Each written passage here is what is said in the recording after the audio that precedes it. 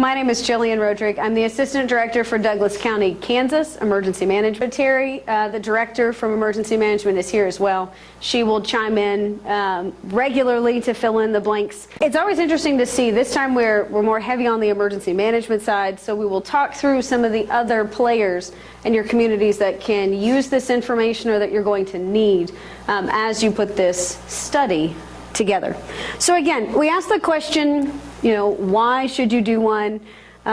This is kind of the things we'll cover. We'll talk about the actual data itself, what you can use it for, how do we get it done, how often do you get it done, and then of course we put together some best practices and issues as far as what we've dealt with locally with our individual commodity flow study, as well as the 7-county regional commodity flow study that we did in 2011. So we have both of those that we'll touch on.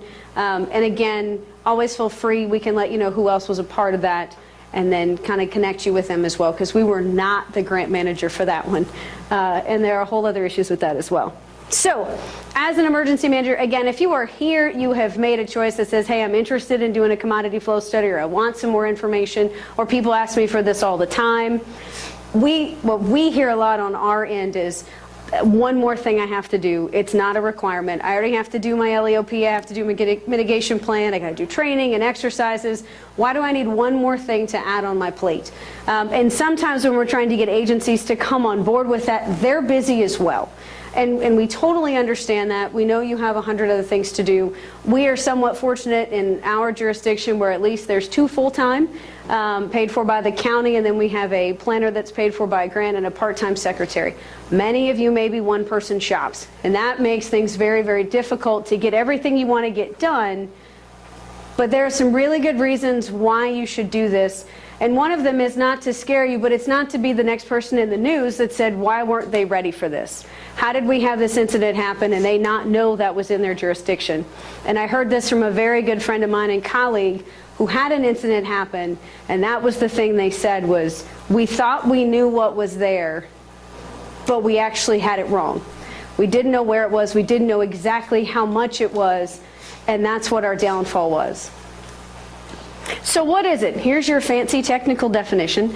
But again, a commodity flow study looks at how emergency or hazardous chemicals are moved throughout your community in a geographic area. So for our last one, it was Douglas County.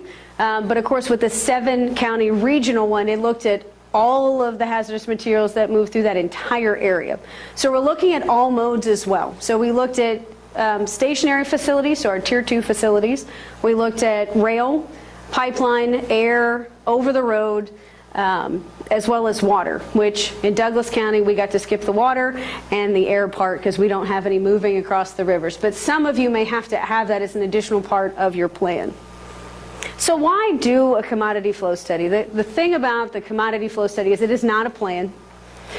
You're not going to get a real actual, here's how we're going to deal with X, Y, and Z. You're going to get, here's what you need to be planning for, here's what you need to be training for. This is exactly where this chemical is, how it moves through your community, and by what means. And that's what's really vital to us is we can't train and exercise and plan based on assumptions. We can, but that doesn't mean those assumptions are very good. So this is going to give you the study, the analysis that says, here's where you need to go from here. So as an LEPC, what do you need to be putting in your trainings and your exercises? What do you need to be thinking ahead for? And it gives you the solid data to back that up. And again, our last HMEP grant that we did an exercise. And when we open up the commodity flow study, that's how we pick which chemical we're going to use for that transportation incident. So we're not making stuff up. And we try to use something that our firefighters and our hazmat teams don't deal with necessarily every day. But we want it to be realistic, but we want it to stress them enough that they get something out of it, that those plans really get tested, and we can figure out what our gaps are. The last one that we did was actually with a private facility who sits on our LEPC, and they had a small incident where one of their trucks caught on fire. It was one of the ones that carries phosphorus pentasulfide. So that was a huge issue if you didn't know how to deal with that chemical. And they said after that incident, while it worked well, we didn't have any release, They wanted to make sure that their staff could work very well with our first responders, and we were all on the same page. So we applied as an LEPC for an HMEP grant. We did that exercise, and we were able to pull in our private sector partners and our public sector and really work together to make sure that our community, especially those in North Lawrence who are most vulnerable to many things, they were able to be prepared, and we knew exactly what was going to happen. But that was a private sector request that came through the LEPC because we were connected that way. And so we use our LEPC regularly and leverage those people that are on there, including Lane, to make sure that they're involved and that we're not missing any pieces that we might otherwise not see.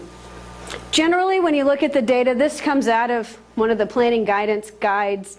But what we look at is, how do goods move? Is it early in the morning? Is it late in the afternoon?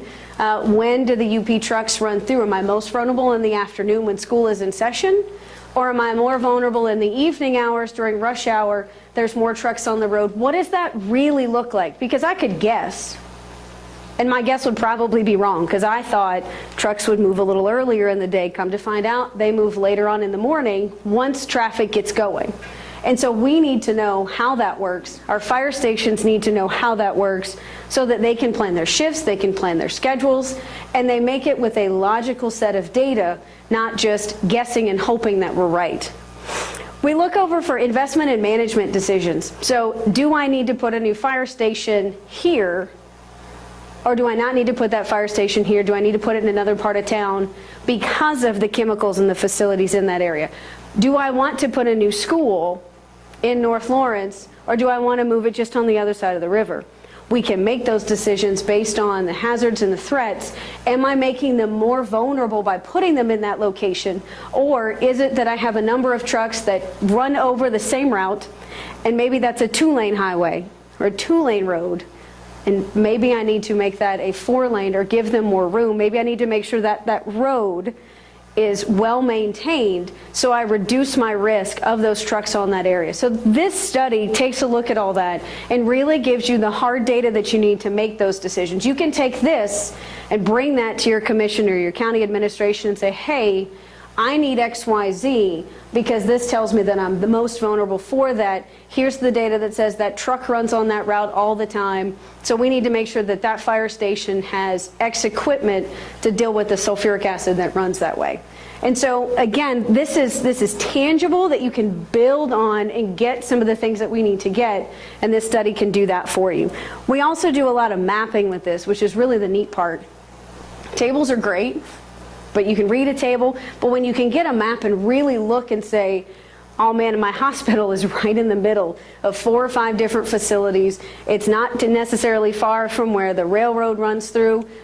I really need to maybe do some extra planning. Or does my health department know what type of chemicals that may actually run through that they may have to do some additional public information on? So are they aware of sulfuric acid and what the effects are ahead of time so they can plan ahead for those things? So who uses the information? So our LEPC is made up of public, private, nonprofit sector groups and organizations. So they're all included. So our full board meets quarterly, and our executive committee, which is a small 5-member committee, meets all the other months. And so they were a part of the initial part of this, as well as getting updates from us. But when the contractor was mostly done, they brought what they were doing to the LEPC to talk through that. That's when our utilities department said, ooh, we want to get a copy of that because we want to know what could possibly be dumped in the river to mess with our water intake. Or what could be runs closest to Clinton Lake that's also going to potentially impact my water intake. What do I need to be thinking ahead for? And it may not always be those high frequency cases. One of the last exercises we did was a low frequency, high risk. So hasn't ever happened before. We've never had a spill of that chemical. The company has a great track record for safety. But if something goes wrong, which in Douglas County we find that mechanical error tends to be our highest group of releases because they put that in the plan. So we know what usually happens is somebody's working on something and a part breaks, and that's how we get a release. So we can plan for that as well, that we don't have a lot of the other releases, and we can kind of think through, well, what if they are offloading or onloading and there's an equipment issue? While that may not happen often, that's what we have to plan for in our community. So public works is a huge one. Community stakeholders, it may be that this plan or this study provides you all of those more vulnerable areas. So we have a list in our commodity flow study that says here are your most vulnerable 7 or 8 areas that say there's this chemical that's highly either it's extremely hazardous or it's toxic, or there are a number of vulnerable places, daycares, hospital, nursing homes that are in this area, or they also include endangered species. So we have wetlands in Douglas County. Seems sometimes a little odd that we do, but we have wetlands and we have endangered species in our community that have to be planned and prepared for. That's all in the commodity flow study as well. So again, why do we do this? Because sometimes these types of hazmats happen. That's actually paint, not a terribly hazardous chemical, but it's paint. But if you came up on that and you had no idea what might be coming through your community, there's no telling what this could possibly be. But again, we use this full circle to train, to plan, and to potentially purchase additional equipment or to apply for additional grants. So we take one grant, we do an exercise, we do a commodity flow study, and we look at our after action and say, okay, what didn't work? What are we missing? And how do we apply that to the next cycle? How do we continue to improve on what we're doing and how we're getting this funding to make sure that we use it wisely and we can look ahead to the future as far as what we need to be doing next? So the study itself is a really interesting piece, and this is where we get a lot of our best practices from, is going through this whole process and reading the plan. So we'll talk about some of those. So these are the things that we will cover. This is a photo from our last commodity flow study. We did not do the volunteers for that. We asked the contractor to provide that for a number of reasons, which we will go over. But this is at one of our exits onto I-70, which is where a lot of our chemicals come in and out of the community. We have 3 exits in Douglas County, and they're all busy. And then, of course, they run directly through Lawrence many times, if not going through Eudora as well. So we'll talk about the bid and the RFP. We actually do have a copy of our commodity flow study and the RFP. So if you want to take a look at that, of what that might look like for you, or what some of the tables look like, the information that's in it, we did bring a copy of those. That again, and if you need that, if you're starting to work on it, we'll go, that's another best practice that we'll hit on. But ask around. Has anybody done a commodity flow study while we're here? Okay, if one. And Johnson County has, because you guys were in ours, the 7 county, the regional one. So you guys had, y'all were involved in that in 2011. Because we didn't, y'all were the grant administrator. So that's the only reason I know that one. Which again, we appreciate them taking that on. And then the evaluation of the actual study, and then how often you want to go ahead and repeat that process. So again, start with the end in mind. We always talk about know what you want to get out of it before you get started. And feel free to jump in at any point if you have thoughts, comments, best practices, or you think, Jillian, you're nuts, that's totally not how it worked here. Feel free to jump in. So think about what you want to get out of it from the beginning. And that's sort of where you start. We pulled in our stakeholders, looked at our after actions, and went, okay, what do we really want out of this? If we're going to take the time, which Terry can talk about the time to administer that. If we're going to put in the time and effort, and we're going to get this funding, we need to make sure that we get something that's going to be decent and actually helpful. It's one thing to get a study and be like, oh, look, we did it. Stick it on the shelf, and then get nothing out of it. But we want to use this as an actionable document for us and a guidance document. So we wanted to make sure that we looked at transportation infrastructure. So where exactly are these chemicals going? Where are they coming from? And what roads are they using? Or by what means? Because of course we consider pipeline and rail as well in this process, as well as our fixed facilities. So are they being manufactured locally and being shipped out? Or are they coming in, being processed, and then rerouted from that point? That makes a difference as well. We have a number of manufacturing plants. They make the chemicals, so they bring in things and they make them there, and then they ship them off. So those are going to be 2 different ways that you get things. So planning recommendations, when we look at Do we want to put a school there? Do we need to do extra planning in this area? Do we need to do additional outreach? Do I need to know where those areas are? I want somebody to tell me, hey, look, you've got these 7 places that are highly vulnerable because of their proximity to some type of hazardous material. I want a list of those in my study so that I can do additional outreach. I already know, and we know for Douglas County, North Lawrence is a vulnerable community. We have some manufacturing companies up there, private sector, that have some pretty nasty stuff at their facilities. Again, they have not had a release. They have a great safety record, but they took it upon themselves because they know what they have and they wanted to invest in the community. So they have a community advisory panel, which some other ones I know I heard with the awards this morning, that some of those have the same type of thing. So they bring community members on to work with them, talk about the hazards. They actually gave out shelter-in-place kits at one point. They developed flyers with us to make sure that they knew how to shelter in place or what to do if they needed to evacuate. They're highly involved. They also have the opportunity, they can activate one of our outdoor warning sirens just for a hazardous materials release. And so they've worked very closely with the community to say, hey, look, if this goes off, and there's no weather, and it's not Monday at noon, because that's when we do our siren test, then they talk to them and they say, hey, this is what this is for. And this is what you need to do. And that's one more way to get that information out there to that specific community for that particular siren. So they have their own means to sound that. It's our Siren 6. It was the first thing I learned when I walked in the door. One of the first ones was, if that one ever goes off by itself, it may be a rough day, but it's possible that you might see some things happening on that siren that aren't something that we're doing. But we know that part. But K-10 just got finished in our community. So it used to come halfway into town, and then it stopped, and then it went up through town and went across 23rd Street, and then moved on to Johnson County. You're welcome. Now, it goes fully all the way around Lawrence and skips going through town. Of course, they finished that right after we finish this. So we're now looking forward to the next time we need to do a commodity flow study, because we are certain that there are changes. We just don't know what exactly they're going to be.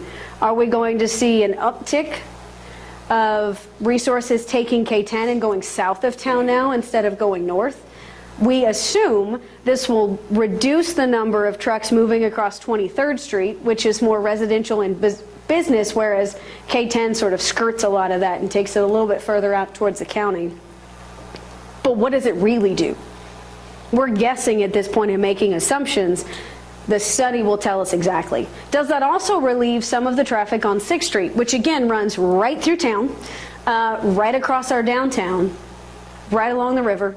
There's a lot of vulnerable populations or hospitals right through there. Does that also reduce some of the vulnerability that we have, or does it not make a difference? And those are the things that in the next study, that's at the top of the list of outcomes that we have to have out of that study is, how does the new K-10 bypass change what our community is going to look for threats and hazards?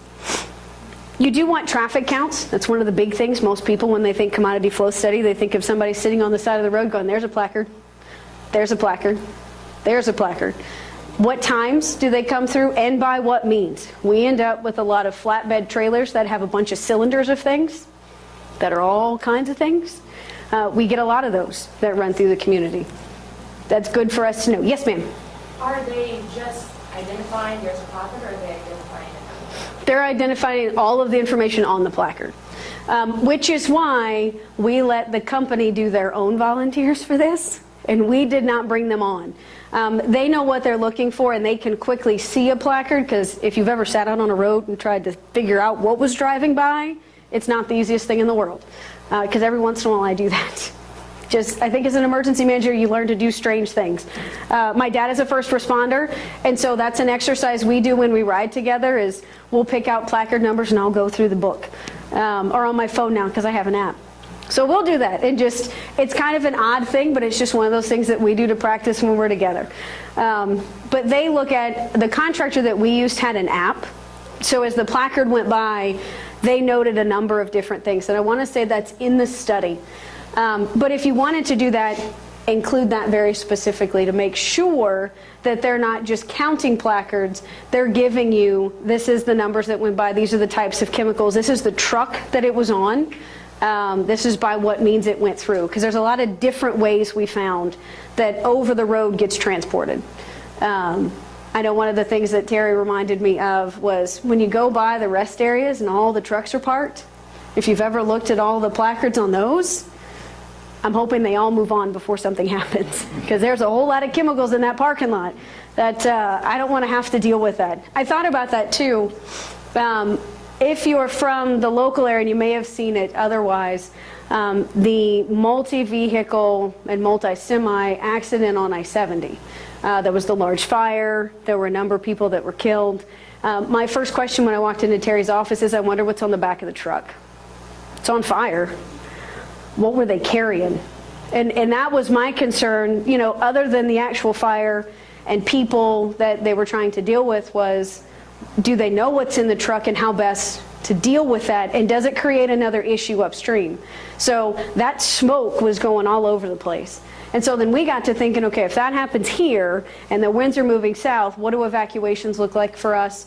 You know, how are we going to deal with that? How do we activate our EOC very quickly, whether or not we get that immediate call from the fire department? Can we start standing those things up? And are we ready to deal with some of those things? So we take other people's incidents pretty regularly. We're thankful that there are other places. We're happy to learn from everyone else and offer our support. But we look at those and we try to think ahead and talk to our fire department, our police department, and say, hey, what would you guys have done? How would this have happened? You know, what other things do you need to be thinking about so we can stay proactive and stay on our toes when it comes to dealing with these types of situations? Some of the other things that you have is we got a very specific list of all of these different things that we list off. So who buys it, who purchases it, and who makes it. So if I make it in my community and I ship it out, does that create a different issue for me than if someone is buying and bringing it in and using it? How much is stored? Exactly how much is stored. Now, rail and pipeline get a little different because of the way their stuff moves. So theirs is usually not quite as, again, pipelines have a number of things that move through their lines many times, and it's based on demand, so theirs are a little different. And the pipeline and the rail gives you slightly different information based on a general number of cars that moves through an area. So again, it's about working with the partners. One of the things our contractor did was they had a signed letter from our LEPC chair as they went out to places. Because again, the LEPC has kind of some teeth to be able to push that issue if we need to. So they had that signed letter so that as they went over, they didn't think they were someone who wasn't supposed to know these things. And they had the letter to share and said, hey, look, this is who we're with. This is what we're doing this for. Terry had already seen the letter. The LEPC chair had seen the letter and had all the information that we were looking for. So we got the most participation that we could. You're not going to get everybody to play, and that's okay. Our tier 2 facilities, we could pull that information anyway. But this was to make sure that, again, we had everybody that we were supposed to have. Again, yes? My question, how you got that information. So your contractor went, they went door to door to some of these facilities. They sent questionnaires. A user of a product coming in, shipping one out. So they took the tier 2s that we had. Right. And then they sent some questionnaires as well. So they had a questionnaire built, it got sent through the department, and it was approved, and then that was shipped out to a lot of those. I think there were 23 or 26 facilities that they sent that to. We got about 12 back. You know, again, you're going to do the best that you can with what you get, but that was one of the many ways. If they couldn't get a bunch, and I'll come back to you, Aaron, they would sometimes lean on Terry and say, hey, can you call them? Do you have a relationship with them? Can maybe you get that information out of them? Because with us being a contractor, they're a little hesitant to give us that information. So that's why we build the partnership between the contractor and the department so that we can work very well together. Yes, ma'am. I was just wondering, did you run into any reservations with the CFAPS requirements with some of the facilities when you were trying to gather that info? You know, we did a little bit, got a little pushback, but then usually there was somebody on the LEPC that had a really good relationship, or they were on our LEPC and had listened enough They were like, okay, I know what they're wanting, and that's okay, we'll get it. So it was working as a group, really, many times. Only that LEPC really worked hard to get some of the information we needed. That's helpful. Yeah, and we leaned on our partners a lot. Yes, ma'am. You said you sent the letter to, or questionnaire to 23 tier 2s. Approximately what percentage of tier 2s in the county? Oh man, we have a ton. So the actual tier 2s themselves, because we just redid our database. That's what I'm literally looking at the spreadsheet in my head. Because we do above ground and below ground storage tanks as well. Even though they're not tier 2 facilities, they still report, so we pull all that information as well.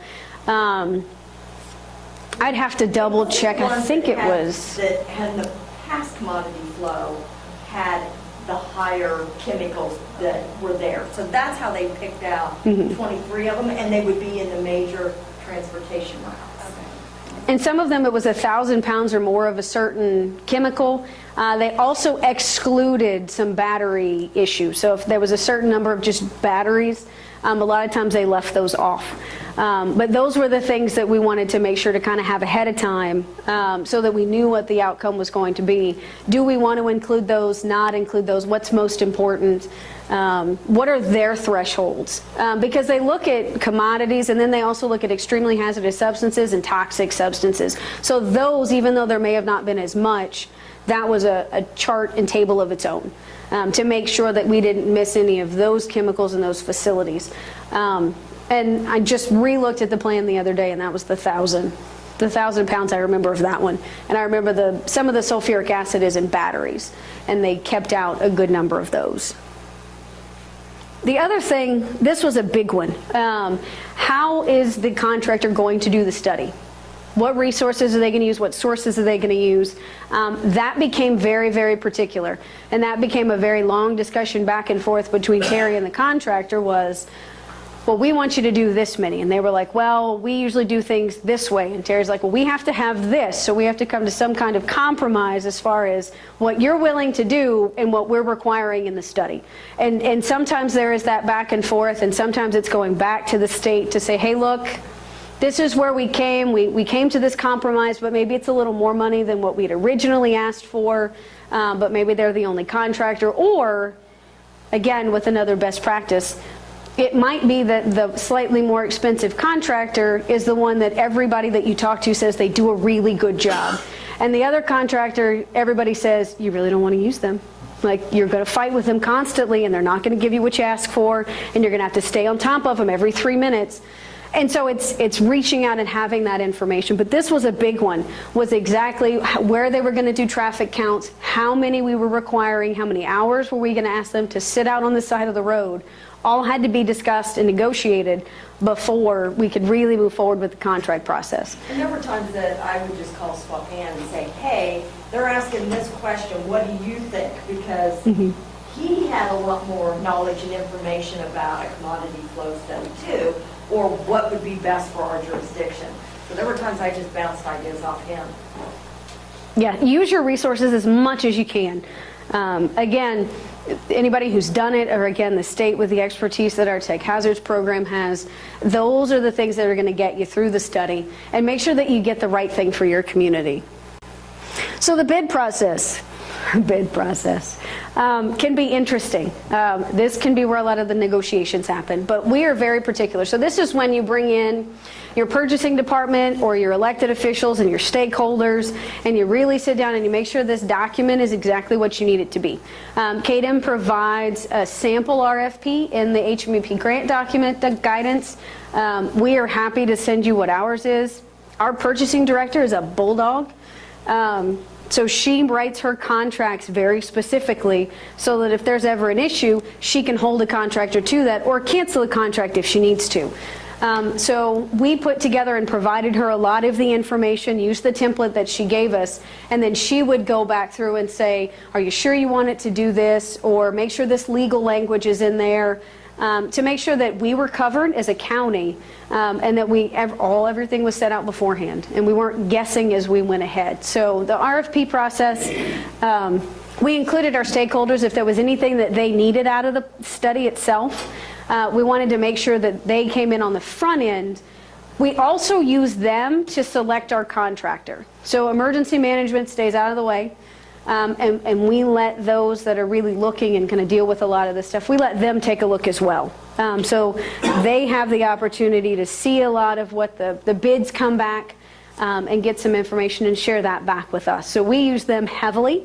And of course, we used HMEP grant funds to get and apply for and to get this study, which was a huge help for us.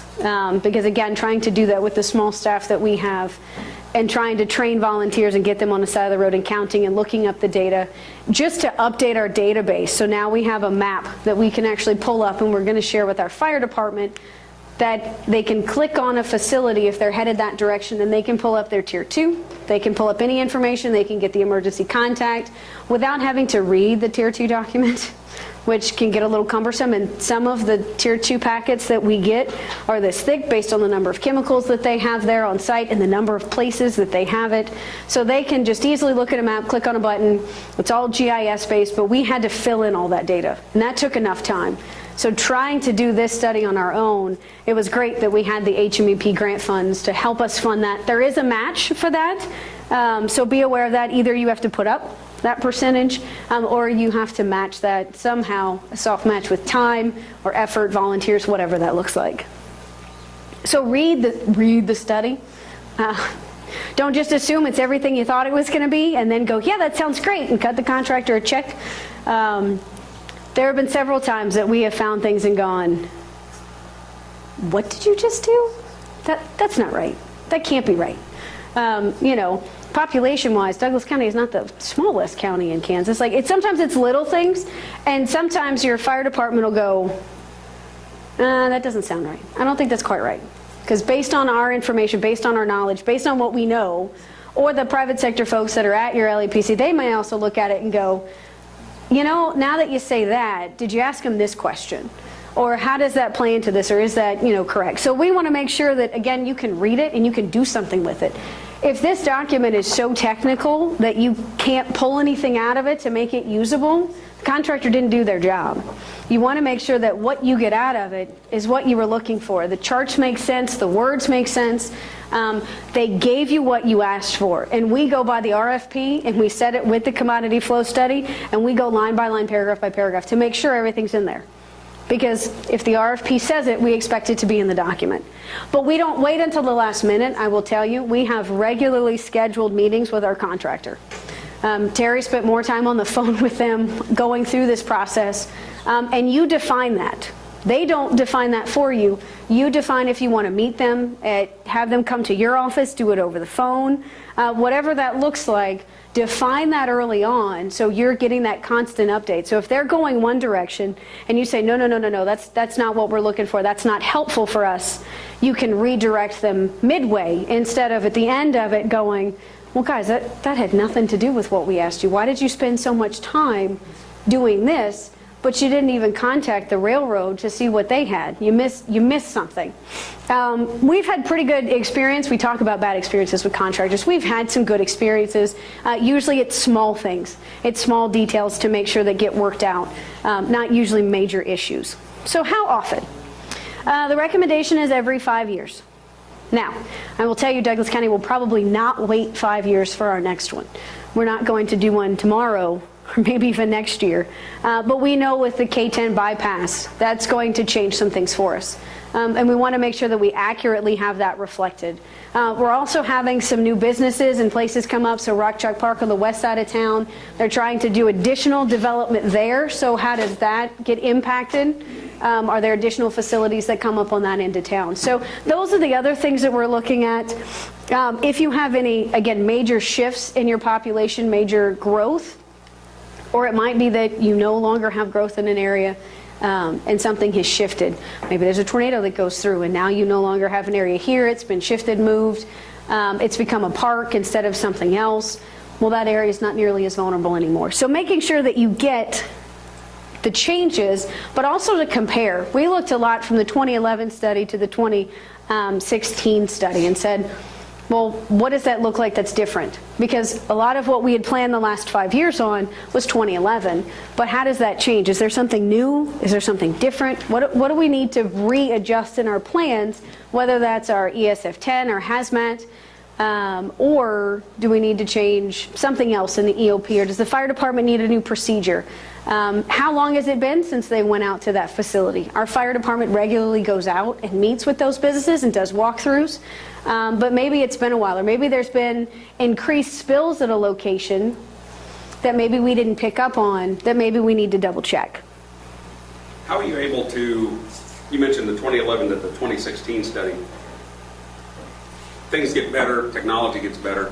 There have to be things in the 2016 study that aren't in the 2011. Mm-hmm. How are you able to compare enough info of like data to make those types of comparisons? How hard was that?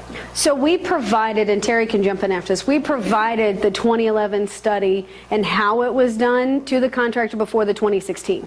So they had an idea of what we had before and how it was done, and there were assumptions of what was accurate, and then they were able to apply that to the 2016. And they were very specific in the study where it would say, this information was not covered in the 2011 study, but here's how we did it.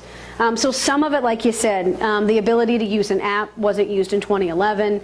Times were used differently. So again, the 2011 study started early for the traffic counts, whereas the 2016 was later. But that was specifically noted, and they adjusted for that in the study itself. So the contractor was able to help us out with a lot of that, since we provided the original methodology to them to make sure that we had something to compare to, so it wasn't two completely different ways of going about things, and you're like, I can't compare apples and oranges. There's nothing in here that looks the same. Was there anything else, Terry? We picked the same locations too, for one thing, so that we could compare from 5 years to this time, what was traveling and what was the difference with those areas. So the times changed a little bit because they looked and they did more research to say, this is when the heaviest traffic for hazardous chemicals is transported by, a vehicle. Here's the majority of the time that they're coming through on rail.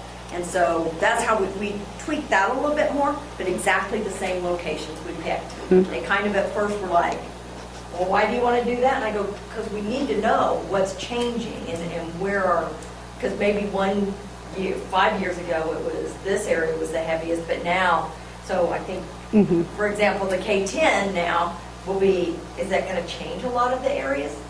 Who knows? But it'll be very worthwhile to do another one to figure that out so that we can plan, because K-10 is in a different fire department's jurisdiction. So that would impact them totally different, and they're more volunteers. So with that, are they going to need additional equipment, training? So we're already thinking ahead, but I think that's emergency managers always trying to project a little bit ahead of the game. So anytime that you can look at those things and make sure that they line up, so locations, those are the things that you want to make sure that your contractor is aware of. And if there are changes, that they're documented specifically in the study, and so that you know why or what or how that changed, and so you can go from one study to the other.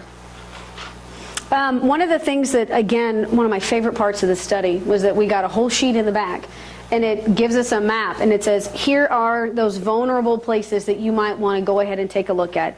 Our next step is to do some additional outreach to them. What do we need to do? Do we need to get with those businesses, if it's a business there that makes them particularly vulnerable? Or can we reach out to that daycare, nursing home, whatever it is? Do we need to do some outreach with them? That can be targeted for us instead of broad sweeping, hey, if there's a, hazardous materials incident in your area, you need to be prepared to shelter in place or evacuate. And here's some of those things that you might need. But if we can target those and say, hey, look, you're at a higher risk, we need to make sure that you have a very specific plan, whether it's an organization, it's a facility, to say, hey, look, you need to have this because we can show you that you're vulnerable with this study. So we need your help with that. So we'll be leveraging our business partners as well, especially if it's their facility, so that we can connect them with the community and make sure that this particular area, and one of those 6 or 7 that we have, is well covered. All right, so best practices. We've talked about some of these. Some of the things you can do is not only talking to us, you can read the HMEP grant guidance because it has some very specific information about conducting commodity flow studies, but there is a whole guidance book on how to conduct commodity flow studies. I think for the time that Terry was building and working on the RFP, every time I'd walk into her office, that book was out. I think that was her light reading for several months. But that it had a lot of really good information and things maybe you didn't think of that you might want to include, or there might be something in that you go, hey, it's a good idea, but that doesn't fit our community. We don't have any wetlands, so I don't have to worry about that. Maybe we don't have any highly historical areas. So maybe that's not an issue that we need to focus on, but maybe here are some of the things that you didn't. Working with your GIS or your zoning and codes, they have a great idea of who's doing what and where.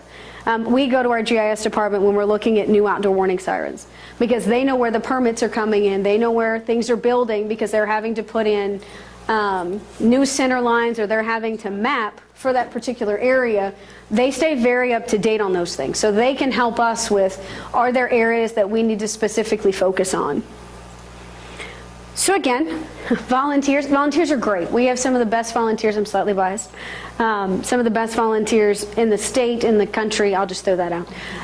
But are they technically savvy to do this type of work? Do they have the training to be able to easily look at a placard and go, oh yeah, that's 1203, and this is exactly what this is, and I can put it in the app and I can submit it?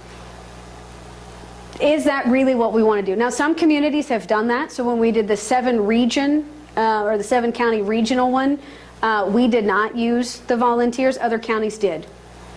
So it really just depends. We were able to put forth staff time where some of the other communities wanted to make sure that their match was covered because we were very, very specific with how that match was done. But the commitment, the training, the liability, do they get it right if they get it wrong? We just decided that for the sake of sanity and making sure that it was right, we went ahead and pushed that back. But that was in the RFP that said they had to provide their own staff or volunteers to do that. And we were very specific from the beginning, to make sure that that was done that way. Now again, you can use volunteers and they've been used really well, but we just want you to take this into consideration before you say, oh yeah, we'll put our volunteers out there. So again, you set the time frame in the RFP. It said, we will set the time frame for meetings, and emergency management will decide where they are and how they're conducted. And so right after we signed the contract, Terry got in touch with the contractor and said, this is when we're going to do these. Here are the steps that I want you to touch base with me when you get to this process.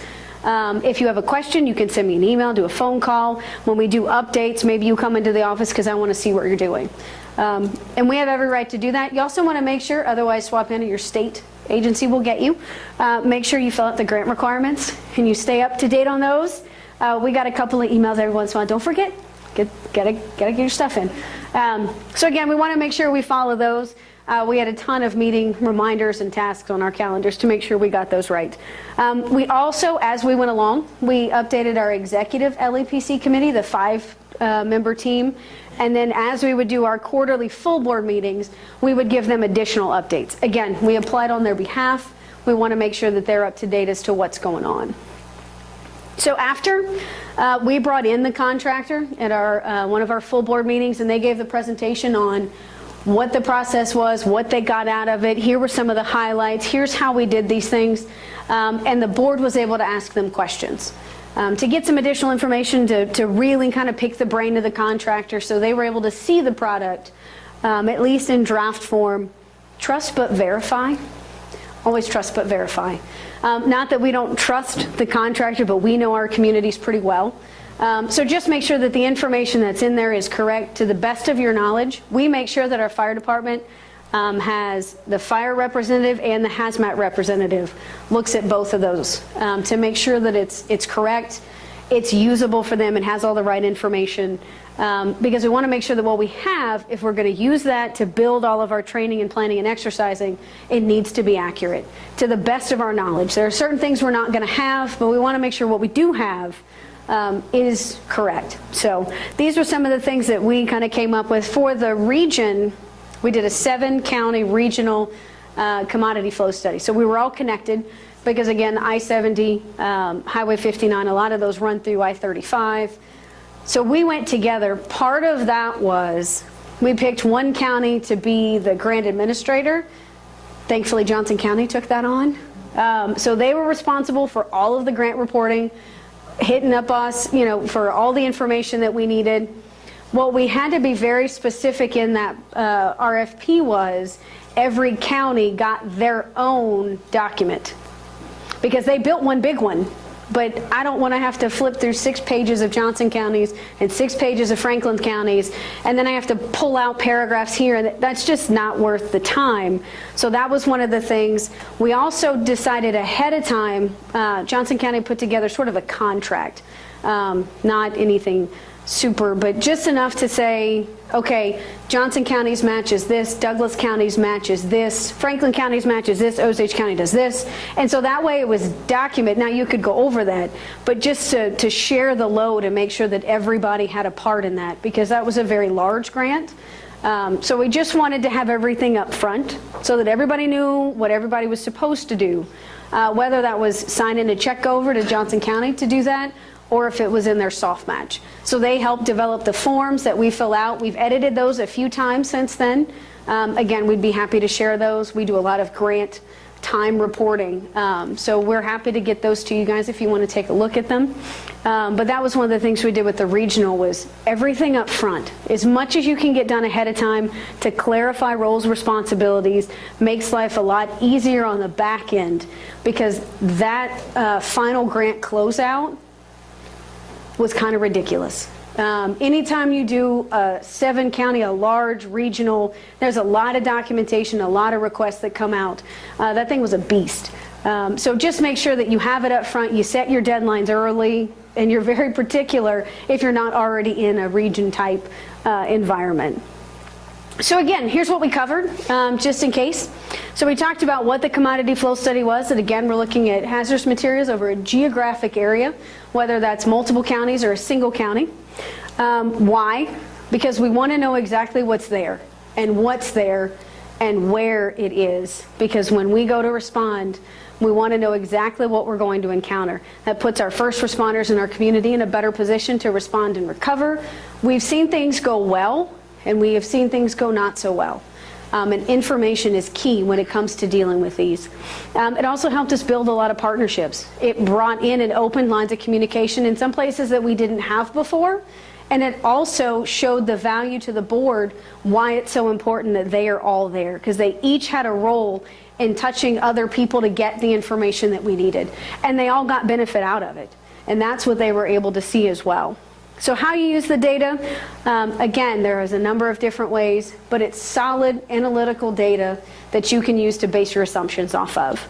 Getting it done, again, making sure that you have your plan in place for the RFP, what you want your outcomes to be, how you want to get it done, who's going to be involved. If you go for a grant or not, think of that early, because again, you have to apply much earlier for HMEP before you actually get the grant funding.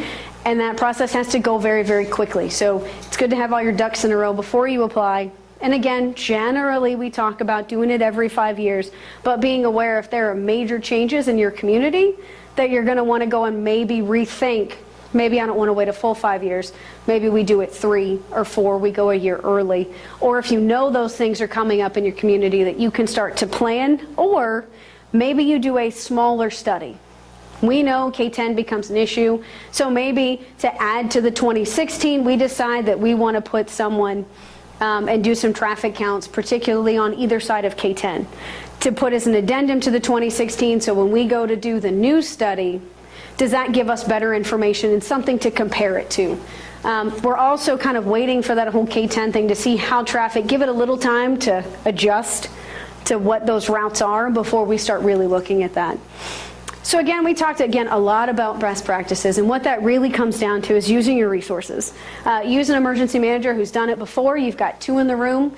In another county from Johnson County, you've got your state partners that are phenomenal assets that can really put you in the right direction. And you also have some planning guidance, whether that's the how to write a commodity flow study or the guidance in the HMEP grant guidance. So with that, I'll open it up for questions from you guys. Yes, ma'am. How long did it take? I guess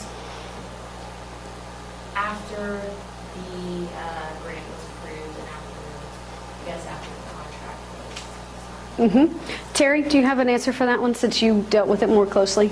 You know, we started it, I'm going to say we signed the grant in about, or the contract late January, and we had it done by August 1st. So it takes a few months, but if you get a good contractor that knows what you want, but they also had to wait until they got decent weather. Yeah. They weren't going to sit out there in the middle of the snowstorm and stuff, so, but they could be collecting a lot of that data from us, getting tier 2s, writing the letters, sending them out to the companies and the facilities to get that information and researching just our demographics in our community. So they could have a lot of that done before they went and actually did their counts. But yeah, and then I think it was, they had it, everything was finalized by August 1st because we always put in our grant that we want everything to be completed by August 1 so that we have time to do all of our grant reporting. So they reported to our July full board LEPC, so they had it done at that point. They called it a draft, but it was just so that they could get any feedback at the last minute to finalize it. So a few months, 6 months probably would be a good amount for that. And I think we told them too that we wanted them to talk about it at the July meeting early. They So, knew they had that deadline. yeah. I think definitely wasn't done. Yeah. Yeah, that was one of the first. If it wasn't in the RFP when Terry had the conversation, it was, we want you at the July meeting because the board needs to see this. And we knew that the grant had the closeout. So July is when we do our reorganization meeting. It's our largest LEPC meeting that we have every year. So that seemed the logical place to put it at that point. And they knew I had quarterly reports that were due, so they would always also send me by email, specifically everything that had been accomplished. And then I had also my notes that, did they really do that, So then it was easier for me to even do my quarterly reports because I had everything right there. We've put that in the RFP as well. That said, you have to provide us, we have quarterly reports that we have to meet. We do that on most of our grants if we have to have a contractor. Whether it's a safe room grant or if it was this one, we made sure that was very, very specific. So that again, we could hold them to that and they couldn't say, oh, well, we couldn't quite get that. No, when you signed the contract, it said, this is the documentation you provide us. So that helps us out a lot. And again, y'all are welcome to take a look at what we did and just kind of pick Terry's brain. She's happy to let you pick her brain. And if you saw that there were pictures, because I also asked them, please send me pictures when you're out doing a traffic count, and they had an actual app where I could log in and I could see if they were out there too, which you hate to say that you don't trust somebody, but Verify. you do. Trust but verify. It did go back to that, so it was good, but they were good to work with. Yeah. Yes, sir. So how many, when you put the RFP out, how many companies came back with a bid? I think on our, I think it was 4 Was it 4? on that one. I thought this was the, This year it was just 1. This year it was We had 1. And it was a lot of negotiating on That's this what one. we're up against up in Iowa. We state only knew of one firm that would do our scope of what we were talking about, our Yeah. regional.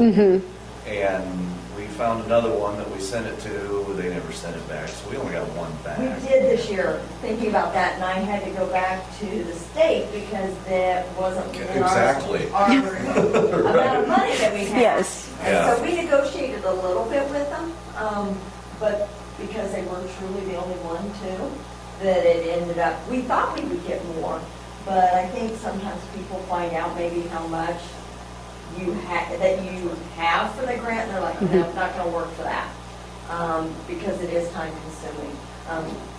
I, on the other hand, go, you want that much? You want that much? Right. But yeah. We actually had to break up ours over 2 HMEP grant years. And we went on a limb on that one because there's no guarantee Yeah. that the next year Yeah. money is even there, but we had a great contractor that worked with us that way, understanding that, Yeah. well, I'm gonna get paid for this much, and if you can't finish the other half, I still got paid for this much, your projects just won't get done. Yeah. But we ended up getting funded both years and we Nice. completed it, but We only got one back, that's why I was curious. We're finding the Yeah, same we- thing. Yeah, Okay. for those, it's, yeah. Mhm. But we're starting to see fewer and fewer people respond to a lot of our grants. Even training and exercises. I'm getting maybe 3 or 4 for those. So it's not surprising on one hand. It's disappointing though. It's Yeah. discouraging, and having one that, you only have one that bids and you're like, Yeah. we've never used them before, nobody Right. really, there was nobody to really talk to about it. To see, could we verify how good of a one they do, and is it really worth that amount of money? We've had all those questions going through, and that's probably why we were much more, right on them all the time. So was it a local area contractor, or was it somebody Mhm. in the state? Okay. It was local. National level, contractor you had, Uh-huh. they did some other work in other states also. I was gonna say, they go out of our state, I thought they did. But they're local to, they're close to our area, so they were able to come in much more easily, which was kind of nice. Sure. Yeah, Right. but I think they maybe have offices in other. Well, we're due for an update in a couple of years, so I'm already starting that process. I'm trying to find as many different companies that other people are using that I can, just at least send it out to them next time to see if they'll do They it. were they were really good and very responsive Okay. when we contacted them, so. And we can get you that information Yeah. too afterwards. Yeah. I got about 45 seconds. Sorry, I looked at the clock. I got 45 seconds, so I get you out of here on time. Are there any other questions? Okay, so here's the deal. We gave you a lot of information, and it's a lot to throw at you for a process that's sometimes cumbersome and kind of clunky sometimes. But Terry and I are always available to you if you have questions. You can give us a call, shoot us an email. Hey, can you send me that RFP? We're happy to do that. Or if you have questions as it comes up, just let us know. Again, our state, again, does a great job in helping us with that. We have a copy if you want to see it. Thumb through it, see some of the information that's in it. Otherwise, have a great afternoon and safe travels home.